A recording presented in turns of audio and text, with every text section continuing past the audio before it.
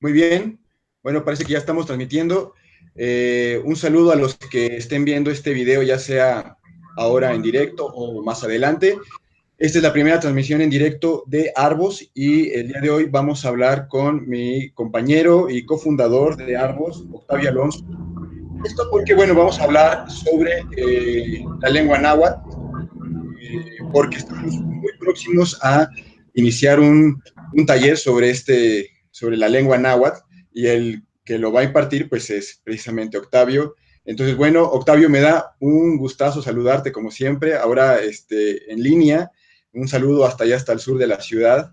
Y primero, bueno, me gustaría que te presentaras y que nos comentaras tu trayectoria sobre la enseñanza, el aprendizaje y el estudio que has hecho en relación a esta lengua. Hola Daniel, ¿cómo no? Es un gusto también saludarte, mano. Acá desde sobre la tierra, Tlalpan. Nada, pues mi formación voy a hablar un poco de ello. Soy lingüista, estudié la maestría en ciencias del lenguaje y desde que empecé con esta formación me llamó mucho la atención la lengua náhuatl y decidí estudiar la lengua para mi tesis de maestría, una variante del suroccidente del Estado de México, que es del municipio de Temascaltepec, en la comunidad de San Mateo Almomoloa. Y estuve haciendo trabajo de campo durante pues, meses y aprendí la lengua. Sigo en contacto con la comunidad, son grandes amigos y sigo trabajando con ellos. Y bueno, nada, soy profesor de lingüística de la Escuela Nacional de Antropología e Historia y también soy profesor de la UNAM, de la licenciatura en traducción, y pues he trabajado también en el INALI, en el Instituto Nacional de Lenguas Indígenas, en el proyecto que tiene sobre la dialectología del náhuatl, es decir, ellos están trabajando para ver cuántas variantes de la lengua hay y también participé en el proyecto de la creación de la ortografía del náhuatl guerrero. Entonces, como puedes ver, es una lengua que he seguido durante varios años y que, nada, me parece una maravilla. Oye, está impresionante tu currículum y además me llama mucho la atención justo esto que comentas, porque además así titulamos esta transmisión en vivo, las variantes del náhuatl. Lo primero que me gustaría que comentaras es, ¿existe un solo náhuatl? ¿Existe digamos, un gran tronco de la lengua náhuatl y de ahí se van desmenuzando o se van separando algunas ramas? ¿Cuál es la situación de esta lengua? Sí, es una pregunta muy interesante la que haces porque en realidad Hola, hola. no tenemos información sobre ese gran náhuatl, que en realidad se empezó a dispersar, los hablantes empezaron a tomar distintos territorios, pero de ese un solo náhuatl no hay nada, ¿no? Fue hace varios siglos e incluso hay teorías de que fue antes de que el náhuatl se desplazara del norte hacia el sur, porque es una lengua que viene del norte. ¿De qué Entonces, en zona del esa norte? primera, pues en realidad es en el sur de Estados Unidos, lo que actualmente es Estados Unidos, donde se ha estipulado que ahí está como el lugar de nacimiento de la lengua, pero no hay realmente información tan verídica para decir, el grupo de nahuablantes viene de esta zona, ¿no? Ok. Entonces, sí hay documentos que hablan de las migraciones primeras, pero en realidad ahí ya eran, en estas migraciones ya era un grupo náhuatl que se desplazaba. En la actualidad, más que hablar de un solo náhuatl, pues podemos hablar de varias lenguas náhuatl que están, digamos, en distintos lugares del país. Hay, digamos, también una variación entre la cantidad de hablantes que hablan esta lengua. Es decir, en ciertas comunidades la lengua está muy activa, pero hay otras comunidades donde la lengua está ya, esa variante está por desaparecer. Entonces, nada, es un mosaico muy heterogéneo de la lengua y pues es interesante estudiar al respecto. Pero entonces, este gran náhuatl del que tú hablas, digamos, es como el náhuatl estaba antes de que emigrara, se cree, digamos, que fue como la lengua náhuatl inicial, pero entonces esta lengua náhuatl, que lo que entiendo es que se piensa que fue una lengua franca a la llegada de los europeos a América. Cuando ellos llegaron, ya no había tampoco un solo náhuatl, ¿cierto? Exactamente. Ya cuando llegaron los españoles, habían ya gran cantidad de lenguas náhuatl en distintos lugares del país. Obviamente ellos no lo sabían, pensaban que Claro. había un solo náhuatl, ¿no? Entonces, pues la documentación que hicieron de la lengua, las gramáticas, las propuestas de ortografía, pues ellos tomaron distintos hablantes como sus informantes, y entonces por eso tenemos una gramática construida con reglas gramaticales de distintas lenguas náhuatl. Eso es muy interesante. Por supuesto, es muy interesante porque, por ejemplo, como saben, algunos de los que puedan ver este video, estamos obsequiando un manual de náhuatl, un manual básico, un manual precisamente de este llamado náhuatl clásico. Y por ahí alguien en Facebook nos comentaba, bueno, pero ¿cuál náhuatl clásico? ¿El de los frailes? Así nos ponía, ¿no? Y tiene sentido su pregunta. ¿A qué puedes tú remitir? ¿Es un náhuatl de los frailes? ¿Existió ese náhuatl? Sí, no, ellos no se inventaron la lengua, ¿no?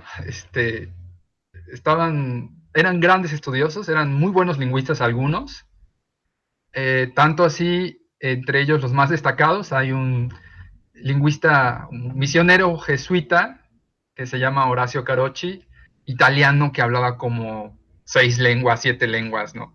Incluyendo como 3 lenguas indígenas.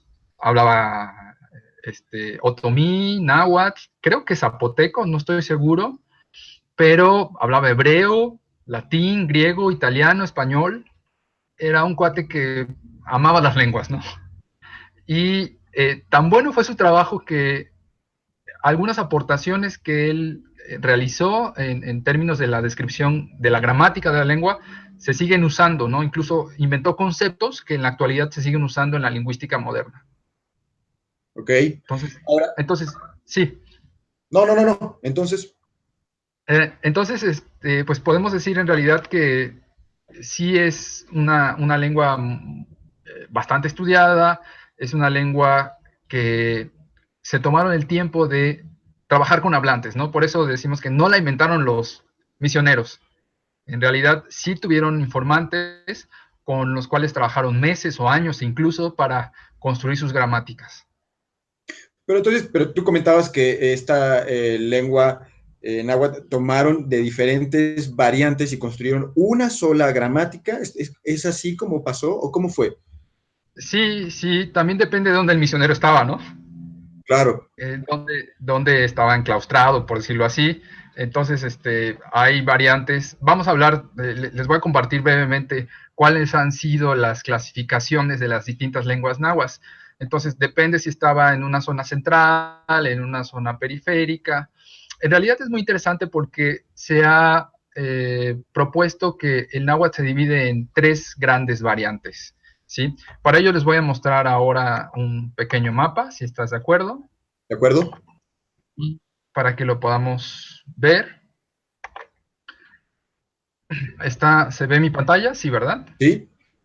Bueno, este mapa sobre la parte central del país, un poco más hacia el norte, es un mapa propuesto por una investigadora danesa llamada Una Sanger, y ella habla de 3 variantes del náhuatl. La variante del centro, que incluye el norte de Puebla, la región del altiplano central, que es donde se estableció el grupo más famoso de los nahuas, no el único, por supuesto, que son los llamados mexicas.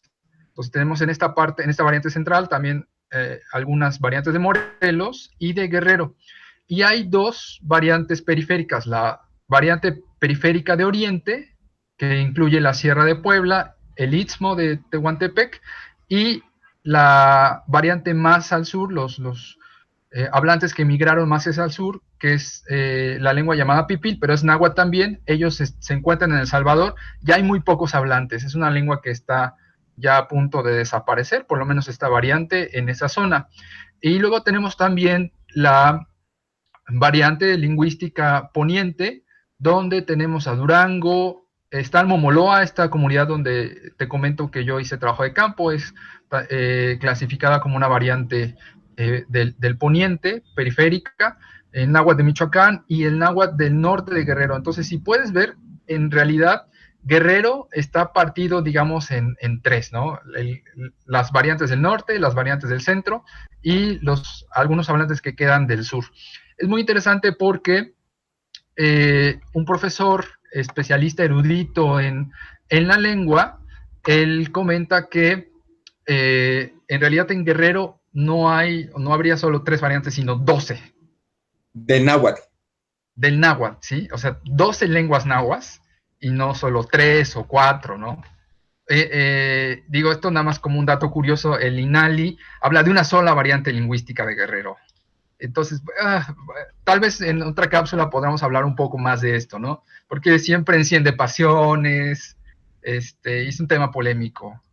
Sí, te refieres específicamente a esta clasificación de cuántas lenguas, digamos, de los pueblos originarios hay, de los pueblos mesoamericanos, del territorio actualmente mexicano, hay realmente, ¿no? Hay algunos que dicen son 63, 64, tú tienes ahí incluso otros datos, ¿no? Sí, el catálogo del INALI dice 68 agrupaciones lingüísticas y 364 variantes lingüísticas. Entonces, ¿Cuántas variantes? 364 variantes lingüísticas. Pero, 364. sí, pero esto, pues, está por discutirse, ¿no? Eh, pues el INALI es el órgano institucional en términos jurídicos que se encarga un poco de esta clasificación, agrupación, catalogación, pero pues hay muchos debates con los académicos que no necesariamente son parte de la institución, pero bueno, ya lo discutiremos en su momento esto. De acuerdo, será para otra cápsula. Ahora me gustaría que comentaras un poco cuánta diferencia hay entre una variante y otra del náhuatl. Es decir, entre estas variantes son tan diferentes como el mexicano y el argentino, o sea, tan parecidas como el mexicano y el argentino, o tan diferentes como el español y el portugués. ¿Cuánta diferencia hay en esto? Sí, hablas sobre el grado de inteligibilidad. De acuerdo, sí. Y sí, claro. En ciertas variantes, el grado, digamos, está en un grado aceptable, de 60% para arriba. Entonces, los hablantes pueden comunicarse más o menos fluidamente. Esto ocurre, digamos, pensemos en el español mexicano y el español argentino, que la inteligibilidad es de 80% para arriba, ¿no? No hay tanta diferencia, pero en estas lenguas que han cambiado tanto no es tan así, ¿no? Vamos a pensar en el mexicanero o en el náhuatl hablado en Durango. Probablemente no pueda un hablante de ese náhuatl entenderse con un hablante del náhuatl de la Sierra de Puebla, ¿no? O entender muy Okay. poco en realidad. O sea, es probable que la inteligibilidad sea del 40 o 30%, ¿no? Por los cambios. Te voy a poner un ejemplo muy simple. La forma en que los sustantivos hacen los plurales. Hay por lo menos tres formas documentadas. Vamos a trabajar con la palabra perro, ¿no? Hablar de la palabra perro, que es cheche. Y para decir perros, algunas variantes dicen cheche, chiche. Y otras dicen chichime, chichime. Pero hay una variante, si te fijas, estas marcas, estos soniditos raros después de la raíz chiche, son las marcas de plural. Pero hay variantes donde la marca de plural está al inicio. Es decir, una sola variante hace esto, que es la variante que yo trabajo, la de Almomoloa. Ellos en vez de hacer esta variación dicen que chiche. Es decir, dicen plural perro, ¿no? Entonces mandaron la partícula de número de plural al inicio. Eso ya es una diferencia muy significativa. Hay teorías, evidentemente, que este cambio tan radical fue producto del contacto con otras lenguas indígenas. Sobre todo, este náhuatl tuvo contacto con el matlatzinca, que es una lengua que se habla en el pueblo vecino, ¿no? En San Francisco se llama el pueblo vecino de San Mateo. Entonces es muy interesante, sí, no solo el español influyó en las lenguas, sino también entre otras lenguas, entre el contacto que tuvo con otras lenguas mesoamericanas, pues el náhuatl fue influenciado de distintas maneras. Por eso también es tan diverso, ¿no? Tan heterogéneo. Claro. Ahora, me gustaría solo, para pasar a la siguiente pregunta que te quiero hacer, recalcar algo. ¿Existió algo llamado náhuatl clásico? ¿La gente usó ese náhuatl registrado? Eh, no, no, como vemos, eh, debido a que los diccionarios o los vocabularios o las artes de la lengua, que son llamadas así las gramáticas, tienen información gramatical muy diversa, es decir, información que todavía se recupera en las distintas variantes modernas. Uno puede darse cuenta que ellos están en contacto con hablantes de distintas regiones. Sí, sobre todo porque sí se estableció el centro del país como un lugar importante donde había escribanos que se entrenaban, ¿no? Escribanos para términos jurídicos, gente que aprendía a escribir el náhuatl, sobre todo porque sí, en esta época sí ya funcionó como una lengua franca, pero es decir, la gente la usaba para hacer trámites jurídicos, juicios, por ejemplo, ¿no? Hay documentos sobre juicios, disputas por tierras, y estos escribanos pues iban a estas escuelas, eran gente de élite, es decir, normalmente hijos de gobernantes o hijos de una clase social privilegiada en Mesoamérica y que fueron, digamos, siendo más o menos privilegiados ya una vez que llegaron los españoles, y ellos migraban hacia el centro y provenían de distintas regiones, así que aprendían a escribir la lengua, aprendían latín, aprendían español, pero pues era todo este mosaico distinto, ¿no? Ok, esto es muy interesante porque entonces la siguiente pregunta es, si ese náhuatl nunca existió y realmente nunca se usó como tal, ¿por qué sería importante estudiarlo? Ah, es una gran pregunta. Eh, el náhuatl en la actualidad es una lengua que se toma como una lengua de prestigio ideológico, ¿sí? Entonces, cuando un mexicano dice, no, pues estoy muy orgulloso de ser mexicano, de nuestros ancestros, se piensa principalmente en dos grandes culturas, ¿no? La cultura maya y la cultura náhuatl, como los grandes representantes de México, pero en realidad, pues, esto tiene estos toques míticos, ¿no? De que los mexicas fueron los grandes ancestros de todos, no solo ellos, ¿no? Como vemos, si pensamos ahorita solo en los grupos de la lengua náhuatl, hay muchos grupos que ya coexistían con los mexicas, ¿no? Ah, Entonces, más grupos de nahuablantes, y también los otros grupos de las lenguas que se hablaban, ¿no? Las otras variantes o agrupaciones lingüísticas que ya vivían, o sea, en realidad todos son nuestros ancestros.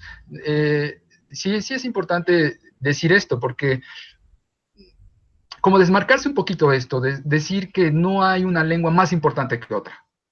Todas las lenguas, todas las familias lingüísticas que coexisten hoy en día en México son tan importantes como las que están principalmente documentadas, ¿no? Es decir, por el hecho de que no hayan sido documentadas lo suficiente, no quiere decir que no sean importantes, no quiere decir que no sean también nuestro patrimonio lingüístico, también sean ellos nuestros ancestros.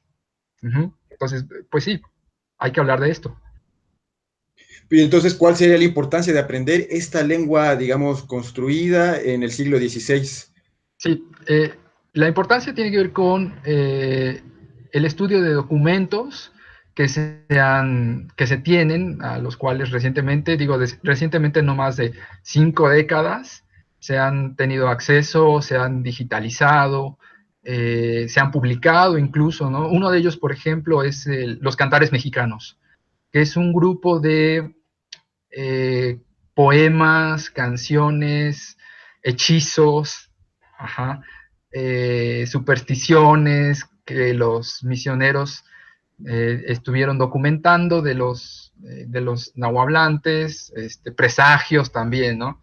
Y no todo el documento está traducido, hay solo una parte. La UNAM recientemente tradujo la parte de poesía, sobre todo, que ya había propuestas de traducción de Ángel María Garibay, y León Portilla, ¿no? O sea, que fueron, Maribay fue profesor de Portilla, y ellos ya tenían algunas propuestas de traducción de ciertos poemas. Esta nueva versión de los cantares, hay algunas modificaciones a esas traducciones, pero hay muchos otros documentos, esos cantares, que no han sido todavía traducidos y que son de gran interés, sobre todo a la gente que quiere como aproximarse al náhuatl, que quiere saber no solo la lengua, sino conocer parte de la cultura, y esa cultura se encuentra ahí, en estas creaciones poéticas, en estas creaciones estilísticas, ¿no? Este sería parte de por qué estudiar esta lengua. Oye, bueno, tú nos hablas de la importancia digamos, de aprender esta variante, voy a llamarla así, de náhuatl, porque tendríamos acceso a esta documentación. Pero digamos, ahora viéndolo a la luz del taller que estamos por iniciar, este 14 de abril, este taller nos podría ayudar a entrarle a esos textos, digamos, a entenderlos, a trabajarlos. ¿Nos va a servir para eso el taller? Sí, por supuesto que sí.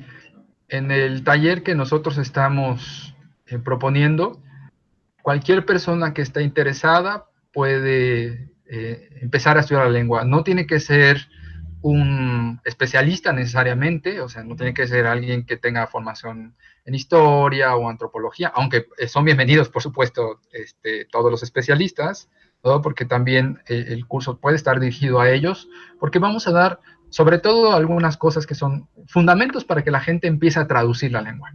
Sí, vamos a trabajar con documentos importantes como, te decía, los cantares mexicanos o el Códice Florentino, que también es uno de los documentos más emblemáticos del siglo XVI, que es un documento que hizo Sahagún, escrito en 3 lenguas, en español de su época, en náhuatl y en latín.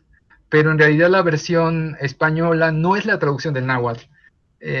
Sahagún ocultó muchas cosas en la versión náhuatl que no podía decir en español, ¿no? Además porque todos los misioneros que eran sus contemporáneos, no todos hablaban náhuatl, entonces se pudo dar ese lujo de cifrar información. Entonces son 2 versiones muy distintas de este códice florentino, ¿no? Entonces vamos a ver esas cosas, por ejemplo, la forma en que describe a los dioses. Es muy distinta como está descrita en la parte náhuatl que en español. Y esto uno puede acceder a ello aprendiendo la lengua, ¿no? Es la única forma, en realidad.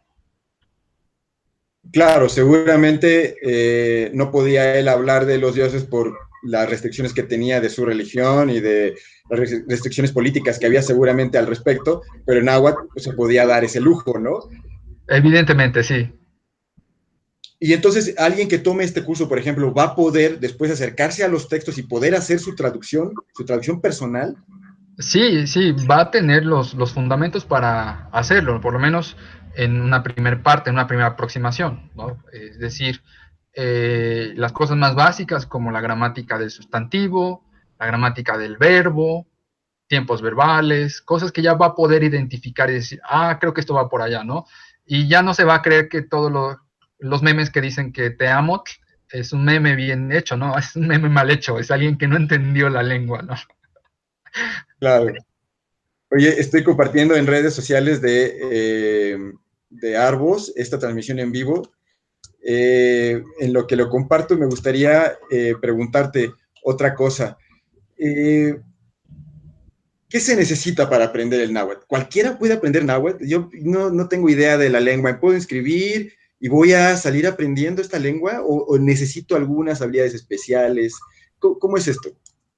Sí, cualquier persona puede aprender la lengua, es decir, cualquier persona, cualquier mexicano, cualquier persona que esté aquí en la ciudad puede inscribirse a nuestro curso, puede decir, bueno, mira, pues mi formación es de administrador de empresas, pero siempre he querido aprender la lengua y sé que no tiene nada que ver con lo que estudié. Por supuesto que es alguien que puede tomar el curso y puede formarse en esta parte gramático, lingüístico, histórico, ¿no? de la lengua. Entonces, el curso está abierto para todo público, ¿no? Entonces, no vamos a entrarle en un principio a cuestiones muy especializadas porque no tendría sentido, ¿no? Ofrecerlo a todo público y empezamos con cosas muy especializadas. Claro. Oye, pero también has hablado, por ejemplo, de entrarle al códice florentino y este tipo de textos, pero ¿y cómo la gente va a tener acceso a eso? En realidad, este texto, por ejemplo, es parte de los materiales que nosotros les vamos a proporcionar. Gracias Ok. a la tecnología, pues tenemos versiones digitalizadas de muy buena calidad y la gente las puede tener, ¿no? En sus computadoras, así, en sus teléfonos actualmente. De acuerdo, Entonces, entonces además les vamos a proporcionar material de primera mano. así es, así es. Está maravilloso. Yo creo que ya no tengo más preguntas por hacerte. No sé si tú quieras agregar algo más respecto de la lengua náhuatl. Yo creo que para una segunda cápsula que hagamos al respecto estaría muy interesante hablar sobre estas cuestiones políticas. Por ejemplo, es algo que habíamos comentado y que estaría bueno compartirlo, tanto esta discusión política de cuántas lenguas hay y además sobre este mote de lenguas indígenas, si es correcto llamarlas indígenas o no. Esto estaría bueno comentarlo más adelante, pero por ahora, ¿algo más que quieras agregar de lo que se ha dicho? Sí, de lo que se ha dicho, no tengo nada más que agregar, pero sí de esto último que acabas de decir a grandes rasgos, ¿no? Nada más como para dejar la mecha prendida.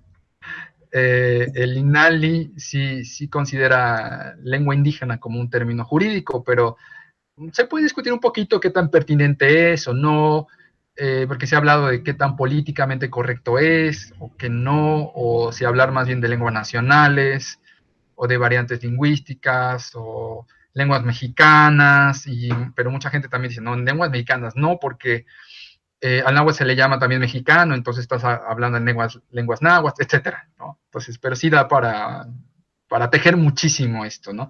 Y sobre todo para que la gente quiera participar en nuestras redes sociales, comentando, aportando sobre todo, ¿no? Crítica y constructivamente, lo que sabe, lo que conoce, lo que quiera opinar. Muy bien, me parece muy interesante. Yo creo que para una segunda emisión vamos a tratar este tema y otros más que vayan surgiendo. A mí me encantaría que en redes sociales nos comentaran qué tema específicamente sobre el náhuatl o sobre las lenguas de los pueblos originarios quieren que comentemos, ya que tenemos aquí a un experto en el tema. Y también recordarles, bueno, que estamos por iniciar el curso, el taller de lengua náhuatl, náhuatl clásico, en donde van a poder aprender, van a tener los fundamentos para traducir, les vamos a dar el material. El taller va a iniciar el 14 de abril, esto lo estamos transmitiendo en el 2018. El taller va a durar 10 sesiones de 2 horas cada una, o sea que van a ser 20 horas efectivas. Hay descuentos para los que se inscriban, digamos, prontamente. Los que se inscriban en esta semana y en la que viene van a poder tener un descuento importante. Los que se inscriban en 2 semanas todavía alcanzan otro descuento. Y, por supuesto, los que se inscriban el mero día o no quieran, digamos, hacer uso de este descuento de por pronto pago, liquidando todo de un solo jalón, van a poder hacerlo en 2 pagos, pero ya sin descuento, pero con la facilidad de poder hacerlo en 2 pagos. Yo les sugiero que cualquier comentario que tengan, sobre todo respecto a esto, nos puedan escribir a mi correo personal, bueno, mi correo institucional, que es danielvillagrán@institutoarbos.com. Cualquier digamos, duda, comentario respecto de los pagos, sobre todo de los descuentos que pueden ser acreedores, pues lo pueden ver conmigo. Y cualquier cuestión, digamos, académica, cualquier discusión que tengan sobre lo dicho hoy y en adelante con Octavio. Octavio, ¿nos puedes dar algún correo donde te puedan contactar? Digo, te pueden también contactar en servicios@institutoarbos.com. No sé si tú quieres que te contacten ahí mismo o en algún otro correo, y además también de la página de Facebook de Arbos. Sí, en el correo principal de Arbos me pueden contactar. institutoarbos@gmail.com. Ok, muy bien. Pues entonces, en todos esos lugares nos pueden contactar. Estamos obsequiando un manual de náhuatl para los que estén interesados, digamos, en aprender. Es algo que nosotros adquirimos y que lo compartimos de manera, digamos, libre, no, para eso no hay ningún costo. Queremos nosotros también hacer una labor de difusión. Vamos más adelante a generar más materiales que vamos también a compartir de manera libre, y vamos a seguir haciendo este tipo de cápsulas en donde vamos a compartir información también de manera libre para todos los que estén interesados, pero también recordarles que pueden adquirir algunos descuentos para los que quieran profundizar sobre esta lengua, y además también recordar que estas lenguas están la mayoría amenazadas por el olvido. Otras es mucho más difícil que eso ocurra, pero también está en nuestras manos que podamos acceder a toda esta información que está ahí, ¿no? Tú me comentabas ayer que hay una gran cantidad de archivos que ni siquiera han sido tocados, que no han sido traducidos y que probablemente no van a ser traducidos pronto, ¿no? Así es, en los archivos históricos, por ejemplo, en los archivos del AGN, de la Nación, tenemos una gran cantidad de documentos que están ahí abandonados. Pueden ser de distintos tipos, desde documentos jurídicos, documentos religiosos, documentos de censos, documentos incluso ya de tipo estilístico. Es cosa que se sepa que hay en todos los archivos, que uno pueda echarse un clavado, pero hay que como ir pianito, como dicen los músicos, ¿no? Paso a paso, y uno de ellos es entender cómo funciona la lengua en un primer momento, y luego pues ya saber qué se puede hacer con eso, ¿no? De acuerdo. Pues bueno, yo no tengo nada más que agregar. Espero que esta información le haya sido de utilidad para los que estén interesados en el tema, o que al menos haya sido entretenida, interesante. Y si tienen más temas, insisto, que en los que quieran que comentemos respecto de la lengua náhuatl, pues yo les sugiero que nos escriban y nos pregunten o nos hagan comentarios. Te vale también hacer, digamos, discusiones acaloradas, si ustedes quieren, pero siempre respetuosas. Nosotros estamos encantados siempre de debatir. Y pues nada, por mí es todo por mi parte. Ahora concluyo, yo me despido. Hasta luego, Octavio. Muchas gracias. Muchas gracias, Daniel.